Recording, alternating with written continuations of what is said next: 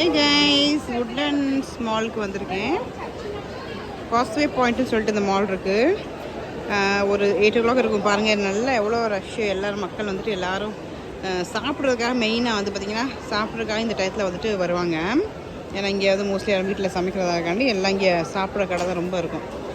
So கீழே பாருங்கள், atrium sale போட்டிருக்கு. இன்றைக்கி வந்துட்டு பெட் ஸ்ப்ரெட்ஸு, பெட்ஷீட்ஸு, அந்த ஐட்டம்ஸு தான் போட்டு வச்சுருக்காங்க. இந்த பக்கம் உங்கள் லக்கேஜ் பேக்லாம் இருக்குது. நல்லா இருக்கு பாருங்கள். இந்த டயத்தில் எல்லாம் கலகலன்னு இருக்கும். சூப்பராக இருக்கும் மால். ரொம்ப நல்லா ஒரு லைவ்லியாக இருக்கும்.